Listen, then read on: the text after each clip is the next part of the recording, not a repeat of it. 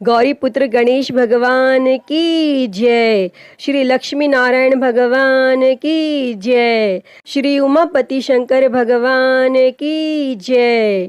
अन्नपूर्णा माता की जय। प्रिय भक्तजनों, आज हम इस वीडियो में माता अन्नपूर्णा की व्रत कथा सुनेंगे। तो आप सभी भक्तजन बड़ी ही श्रद्धा, ध्यान पूर्वक और प्रसन्नचित्त मन से माता अन्नपूर्णा की व्रत कथा को सुनिए। तो सभी प्रेम से बोलिए, माता अन्नपूर्णा की जय, सर्व देवी देवता की जय। एक समय की बात है, काशी निवासी धनंजय की पत्नी का नाम सुलक्षणा था। उसे अन्य सब सुख प्राप्त थे, केवल निर्धनता ही उसके दुख का एकमात्र कारण थी। यह दुख उसे हर समय सताता रहता था। एक दिन सुलक्षणा अपने पति से बोली, स्वामी, आप कुछ उद्यम करो तो काम चले, इस प्रकार कब तक काम चलेगा। तब सुलक्षणा की बात धनंजय के मन में बैठ गई और वह उसी दिन विश्वनाथ शंकर जी को प्रसन्न करने के लिए बैठ गया और कहने लगा, हे देवाधिदेव विश्वेश्वर, मुझे पूजा पाठ कुछ आता नहीं है, केवल आपके भरोसे बैठा हूँ। और इतनी विनती करके वह 2-3 दिन भूखा प्यासा बैठा रहा और यह देखकर भगवान शंकर ने उसके कान में अन्नपूर्णा अन्नपूर्णा अन्नपूर्णा इस प्रकार 3 बार कहा। और यह कौन क्या कह गया, और इसी सोच में धनंजय पड़ गया कि मंदिर से आते ब्राह्मणों को देखकर पूछने लगा, पंडित जी, अन्नपूर्णा कौन है। तब ब्राह्मणों ने कहा, तू अन्न छोड़ बैठा है, सो तुझे अन्न की ही बात सूझती है, जा घर जाकर अन्न ग्रहण कर। तब धनंजय घर गया और स्त्री से सारी बात कही। तब वह बोली, नाथ, चिंता मत करो, स्वयं शंकर जी ने यह मंत्र दिया है, वे स्वयं ही खुलासा करेंगे, आप फिर जाकर उनकी आराधना करो। तब धनंजय फिर जैसा का तैसा पूजा में बैठ गया। रात्रि में शंकर जी ने आज्ञा दी और कहा, तू पूर्व दिशा में चला जा। और वह अन्नपूर्णा का नाम जपता जाता और रास्ते में फल खाता, झरनों का पानी पीता जाता। और इस प्रकार वह कितने ही दिनों तक चलता गया और वहां से उसे चांदी सी चमकती वन की शोभा देखने में आई, सुंदर सरोवर देखने में आया। उसके किनारे कितनी ही अप्सराएं झुंड बनाए बैठी थी, एक कथा सुनती और सब मिलकर माँ अन्नपूर्णा इस प्रकार बार बार कहती थी। और यह अगहन मास की उजेली रात्रि थी और आज से ही व्रत का आरंभ था। और जिस शब्द की खोज करने वह निकला था, वह उसे वहां सुनने को मिला।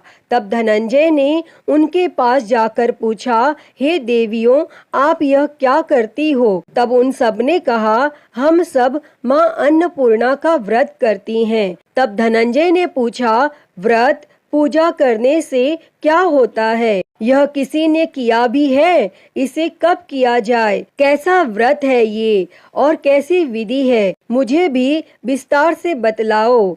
तब वे कहने लगी, इस व्रत को सब कोई कर सकते हैं। 21 दिन तक के लिए 21 गांठ का सूत लेना चाहिए। 21 दिन यदि न बने तो एक दिन उपवास करें।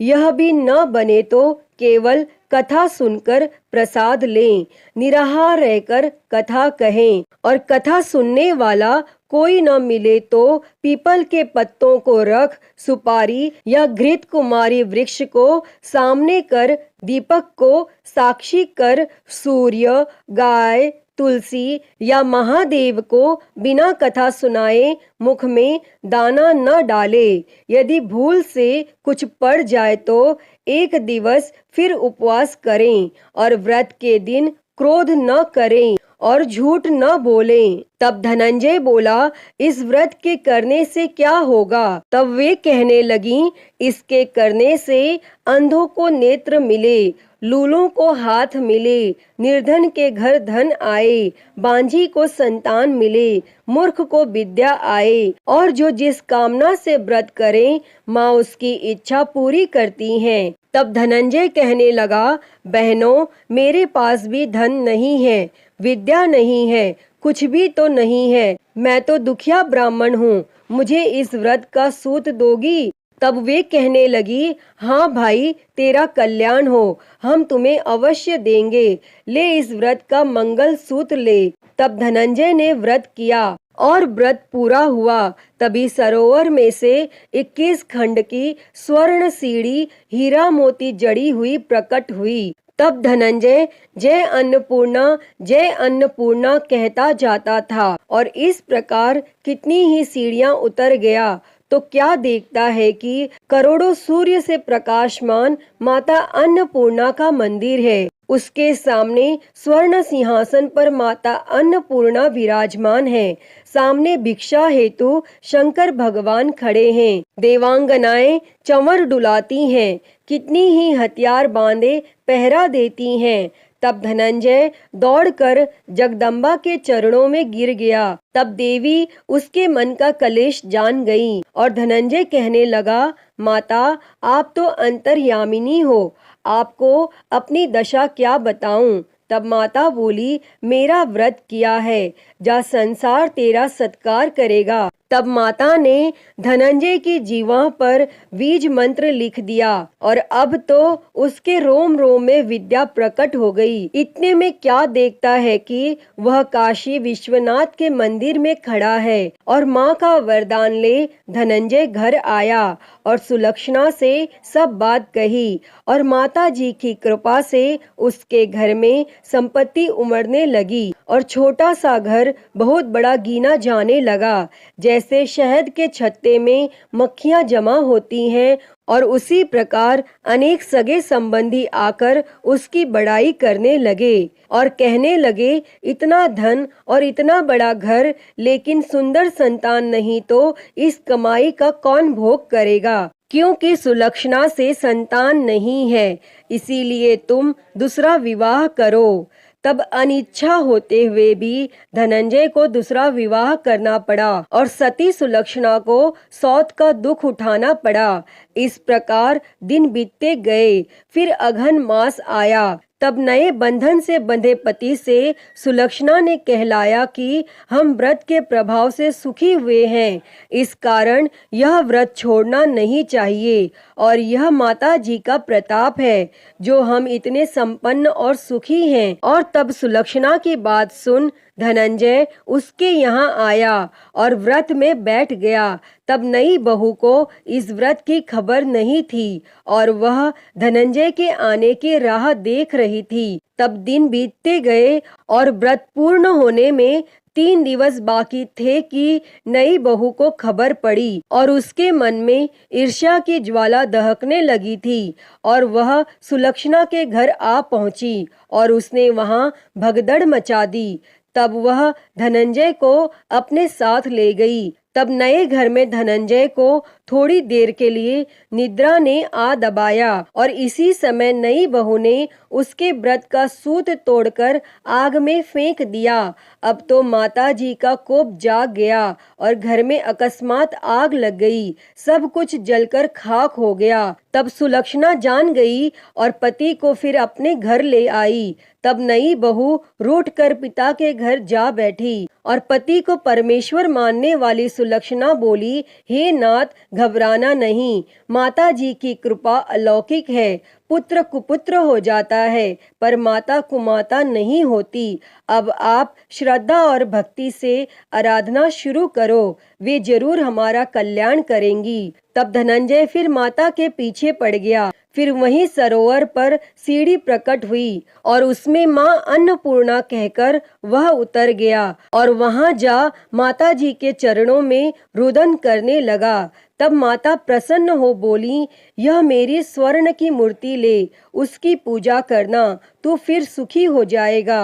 जा, तुझे मेरा आशीर्वाद है। तेरी स्त्री सुलक्षणा ने श्रद्धा से मेरा व्रत किया है, उसे मैंने पुत्र दिया है। तब धनंजय ने आंखें खोली तो खुद को काशी विश्वनाथ के मंदिर में खड़ा पाया और वहां से फिर उसी प्रकार घर को आया। और इधर सुलक्षणा के दिन चढ़े और महीने पूरे होते ही पुत्र का जन्म हुआ और गांव में आश्चर्य की लहर दौड़ गई। और इस प्रकार उसी गांव के निसंतान सेठ के यहाँ पुत्र होने पर उसने माता अन्नपूर्णा का मंदिर बनवा दिया और उसमें माताजी धूमधाम से पधारी, यज्ञ किया और धनंजय को मंदिर के आचार्य का पद दे दिया।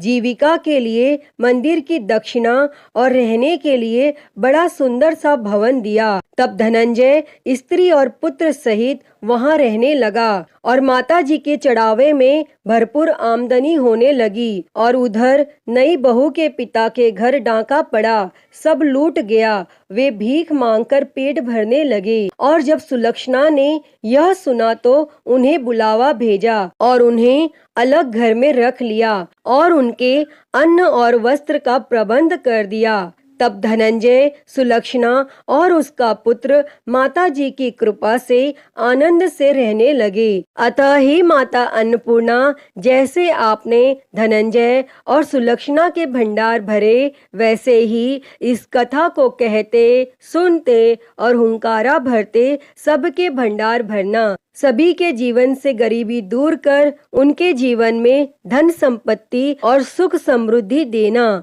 तो सभी प्रेम से बोलिए, माता अन्नपूर्णा की जय।